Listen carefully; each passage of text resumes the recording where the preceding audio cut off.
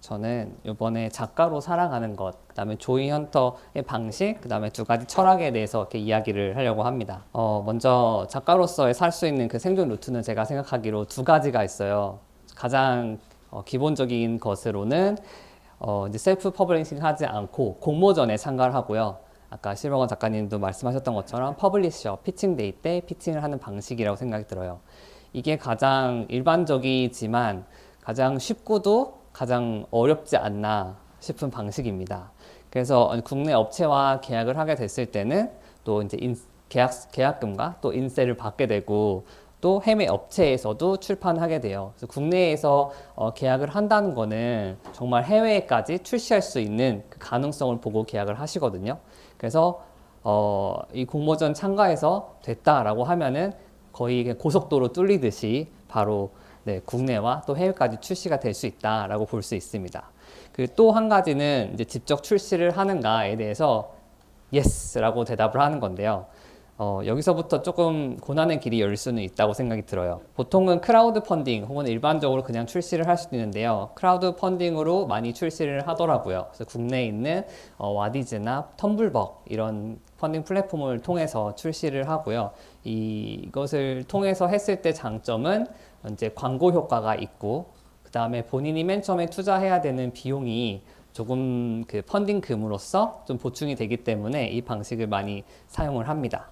네, 그렇게 출시를 하고 나서 또 두 번째 질문은 나머지 게임들은 그러면 직접 유통, 판매를 할 것인가에 대한 고민인 것 같아요. 그래서 만약에 여기서도 내가 직접 하겠다라고 하면은 이제 자사몰을 운영을 하면서 또 영업 및 판매처 확장을 또 힘써야 된다고 생각이 들고요. 만약에 여기서 이제 유통을 하지 않고 다른 곳에 넘긴다라고 하면은 이제 국내 출판사나 유통사에 게임을 판매를 할 수 있고요. 그래서 게임을 소량 판매를 하다가 이 게임 너무 좋다. 그다음에 나중에 더 인쇄를 하게 될 때, 재생산을 하게 될 때 아예 계약을 맺고 리메이크해서 출시가 되는 경우도 많이 있다고 생각이 들어요. 그래서 방금 또 강연해 주셨던 김은총 작가님의 경우도 이쪽으로 많이 루트를 타시지 않나 싶거든요. 그래서 텔레파시 통통이 스테레오 마인드가 된 것처럼 이쪽으로 직접 본인이 팀이 있다면은 혹은 본인이 그래픽이나 생산할 능력이 된다면은 네, 이쪽도 굉장히 빠르게 할 수 있는 루트라고 생각이 돼요. 그 작가로서 계약을 했을 때의 장점도 있지만 아까 이 노라고 대답했을 때의 단점은 좀 더 오래 걸린다인 것 같아요. 퍼블리셔 그 미팅을 잡고 계약이 되고 하기까지가 공모전 같은 경우도 뭐 4개월에서 6개월 정도가 걸리고 또한 계약을 한다 하더라도 뭐 6개월, 1년 정도 걸려서 게임이 출시가 되고 해외까지 가기에도 굉장히 오랜 시간이 걸리거든요. 그런데 가장 빠르게 작가가 될 수 있는 방법은 셀프 퍼블리싱이지 않나 싶어요. 네. 그리고 나서 이 게임을 검증하는 과정이 또 반드시 필요한데 내가 생각했었던 그런 구성물과 또한 그래픽들, 이미지들을 더해가지고 같이 보여줄 수 있기 때문에 그것을 내가 할 수 있는 여력이 된다, 그런 팀이 된다, 또 확신이 있다라고 한다면은 이쪽이 저는 또 좋지 않을까 싶습니다. 네, 그렇게 해서 리메이크해서 나오면은 또 해외까지도 이렇게 출시가 될 수 있다고 생각이 들어요. 네, 이렇게 해외 박람회에 참가해서 또 좀 전에 말씀하셨던 것처럼 직접 가서 이제 피칭을 하고 해외 업체들을 만나게 되는 거죠. 만약 그렇지 않는다면은 이런 해외 에이전시도 있거든요. 해외 에이전시를 통해서 내 게임들을 해외 박람회를 돌아다니면서 소개를 해줄 수 있도록 계약을 맺을 수가 있어요. 이 경우에는 내가 해외를 돌아다니지 않아도 되지만 대신 일정 수수료를 같이 이제 쉐어를 하게 되는 거예요. 그래서 어느 쪽이 되던 네, 이렇게 모든 길은 약간 해외 업체에서 출시하는 쪽으로 모아지게 되는데요. 네. 그 이유는 저희 국내에서도 이렇게 많은 유저분들이 있지만 사실상 저희가 작가가 된다는 거는 다 해외에서 출판을 하는 것까지 목표로 하게 되지 않나 싶습니다. 네. 이거 외에도 또 한 가지 또 다른 루트가 있어요. 그거는 직접 출시를 하지 않고 아예 처음부터 해외 업체에다가 피칭을 하는 거예요. 만약에 내가 외국에 살고 있다 혹은 외국에 자주 나간다 하면 굉장히 유리한 입장에 있고요. 실제로 이렇게 하는 작가님들도 계세요. 그래서 해외 박람회를 참가해서 네, 국내 업체가 아닌 해외 업체에다가 이메일을 100개씩 보내고 네, 그 중에서 몇 개 응답을 받으면 또 가서 이제 미팅을 하고 네, 영어로 미팅을 하고 이렇게 하는 과정을 할 수 있고요.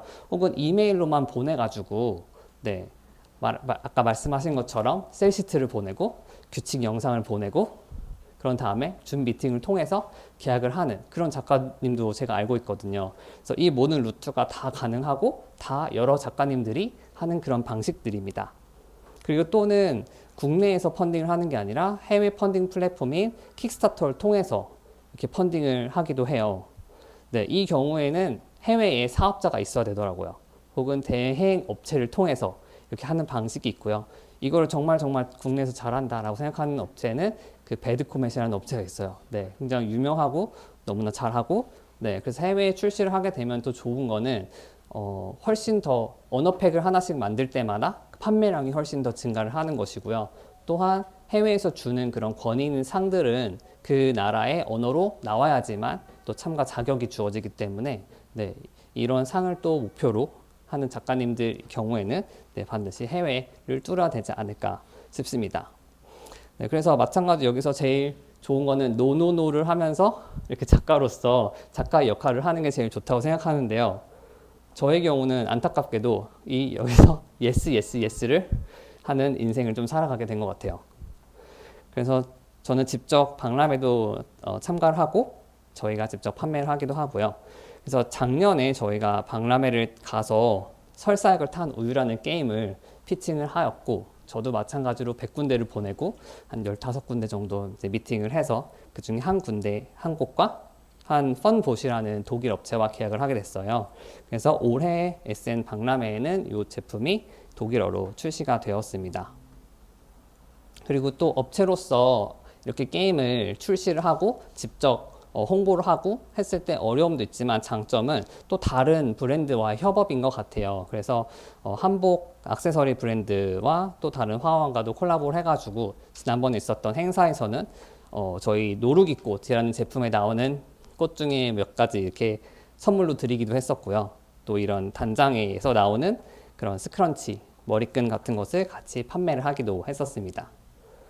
네, 그리고 유저와도 여러 가지 소통을 하고요. 저희가 한복 게임을 만들고 이제 한복을 게임으로 접하신 분들이 실제로 한복을 좀 입어볼 수 있으면은 좋겠다 해서 한복 업체들을 5군데를 섭외를 해서 이곳을 소개하는 그런 책자를 만들었어요. 뒤에 저희가 가지고 왔는데 만약에 원하시면은 갈 때 가져가셔도 좋습니다.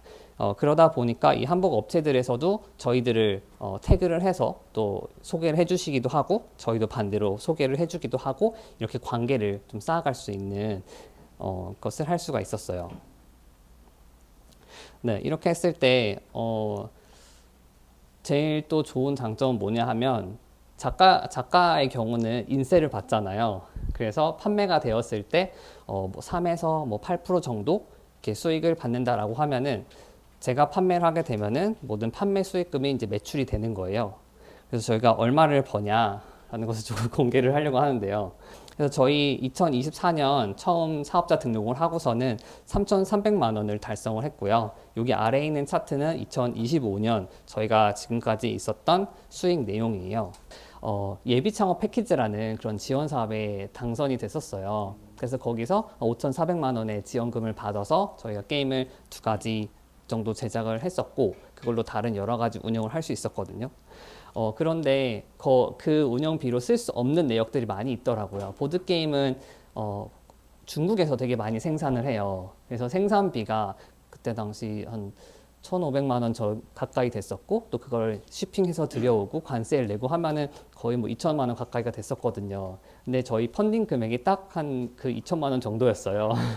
그래서 그 비용을 거기서 충당은 하지만 또 5,400만 원이라는 돈을 집행할 때 부가세는 자부담이더라고요. 그러니까 5,400만 원 제가 사용을 한다면 540만 원을 제가 일해서 번 돈을 이쪽으로 내야 되는 거예요.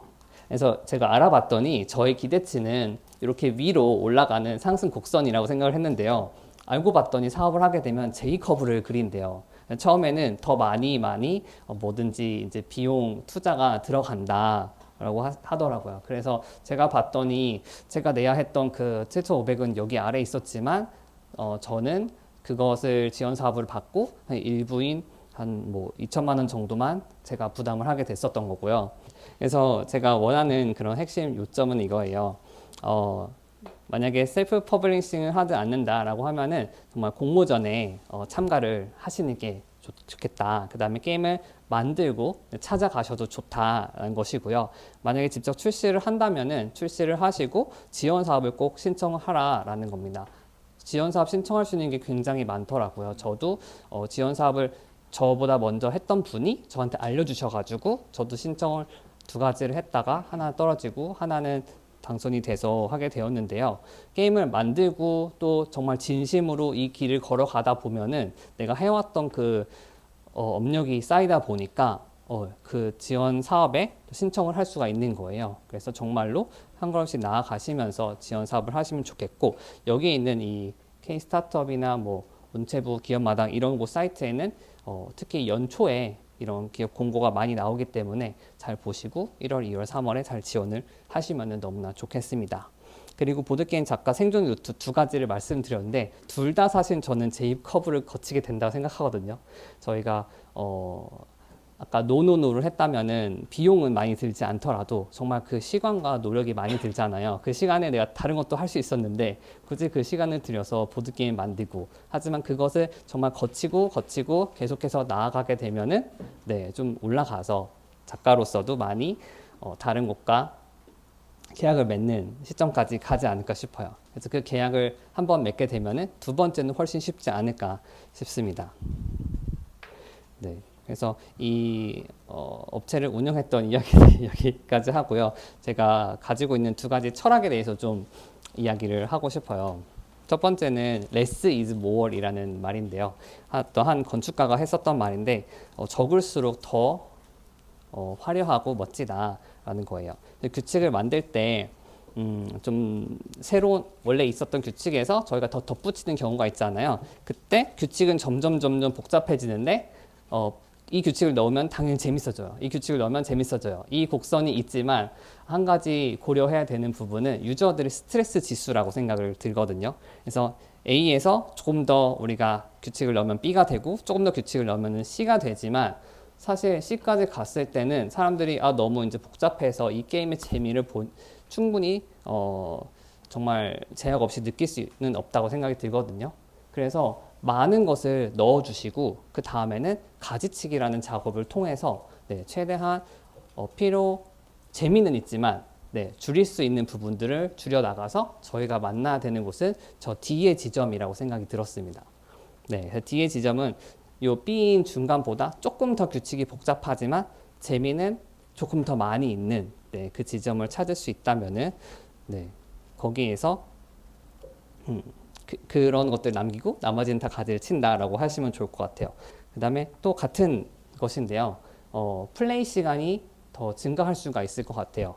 저희가 규칙을 만들어 갈 때 플레이 시간이 점점 늘어날 수 있잖아요. 그랬을 때 A에서 B, B에서 C까지 더 오래 걸리는 규칙이 재미를 줄 수 있지만 거기에서 시간 대비 사람들이 느끼는 재미가 좀 더 덜해질 수 있겠다 싶어요. 그래서 유로게임 같은 경우는 뭐 여러 명이서 했을 때 더 재밌을 수 있거든요. 그렇지만 이 게임 재밌는데 여럿이서 했을 때 더 다양한 기능을 쓸 수 있어서 좋은데 근데 너무 오래 걸리니까 그냥 우리 둘이서만 하자, 2인풀로 하자, 이런 것이 유저가 알아서 찾아서 시간 가성비인 D로 세팅을 한 거라고 생각이 들어요. 근데 이렇게 유저가 인원수를 조절하는 거 말고 작가로서 그 규칙 안에서 이런 부분을 또 충분히 조절할 수 있지 않을까 싶어요. 그래서 언제 게임이 끝나는지, 또 어떤 만큼 플레이 시간을 더 늘렸을 때 규칙이 이 시간 대비 가성비를 좋게 만들 수 있을지를 생각해 주시면 좋을 것 같습니다. 두 번째 철학은요, God is in the detail이라는 건데요. 정말 그 디테일이 되게 소중하고 디테일이 생명이다 라는 말이에요. 저희 한복 런웨이를 만들 때 구성물을 정말 심혈을 기울여서 하나씩 만들었거든요. 여기 뒤에 보시는 거는 규칙서인데 이렇게 병풍 형태로 저희가 펼쳐지도록 만들었어요. 그래서 1월 오봉도를 저희가 그려 넣었고 이렇게 펼쳐지는 규칙서는 아마 없었지 않았을까. 그래서 규칙서를 세워놓고 플레이를 하고 인스타그램업을 하게 이렇게 저희가 만들었고요. 또 여기 옆에 보이는 거는 카드 덱박스예요. 그래서 보관함으로도 쓰이고 플레이를 할 때도 이제 뒤에서 투명 카드이기 때문에 안 보고 뒤에서 뽑을 수 있도록 기능성 덱박스를 만들었고요. 이 덱박스도 저희가 자개장 형태로 이렇게 디자인을 해서 만들었습니다. 네, 그리고 이 카드를 보시면은 두 장의 카드가 겹쳐져서 하나의 한복이 만들어지는 형태예요. 그래서 하나의 투명 카드를 만들었고, 그리고 또한 저희 한복 게임 같은 경우는 앞에 겉표지가 이렇게 뚫려 있어요. 그래서 이 겉표지를 갈아 끼울 수 있게끔 만들었고요. 이 안에는 컬러링을 직접 해서 또 바꿔 끼울 수 있도록 해놨습니다. 저희가 5가지 이 드로잉 시트를 만들었기 때문에 네, 이렇게 해보니까 정말로 보드게임 외적인 그런 디테일에서 오는 것으로 제가 또 강의를 하고 또 수업을 할 수 있게 되더라고요. 그래서 본인의 그 게임을 만드실 때 규칙은 단순하게 하지만 그 제품을 진짜 제작을 하게 됐을 때는 그 디테일 하나하나를 저는 생각을 하는 게 매우 중요하다라고 생각이 들어요. 특히 어떤 분은 테마적으로 그런 스토리를 이렇게 쓰는 분도 있잖아요. 그래서 그런 것이 필요할까요? 중요할까요? 저는 되게 많이 중요하다고 생각이 들어요. 제가 사실 처음 만들었던 게임은 중세시대의 배경의 전쟁 게임인 크리드라는 건데요.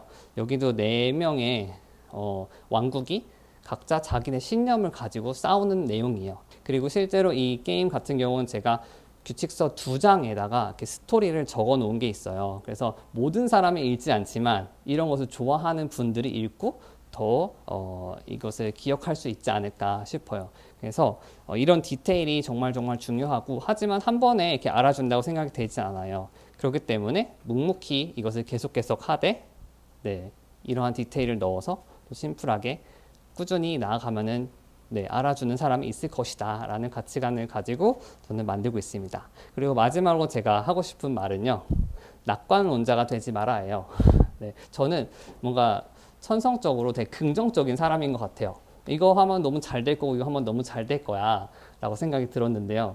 그럴 때마다 너무 힘들었던 거는 좌절이 됐을 때 오히려 2배, 3배 더 힘이 많이 들었어요. 아까 말했던 그 크라뉴 크리에이션이라는 그런 일본이 아니라 이탈리아 업체랑도 이제 계약이 되려는 그런 과정이 있었는데 그때 코로나가 터져가지고 네, 다 이런 계약들이 다 안 되더라고요. 네, 그래서 그때 되게 많이 실망을 했었고 그래서 계속 보드게임 작가로서 길을 걸어가야 되나? 라는 고민이 많이 있었고요. 그럼에도 좀 한동안 쉼의 텀이 있었지만 그 이후에 계속 저는 저희 다른 일을 병행을 하면서 해오고 있어요. 그래서 이것도 저는 사이드 프로젝트로 진행을 하고 있거든요.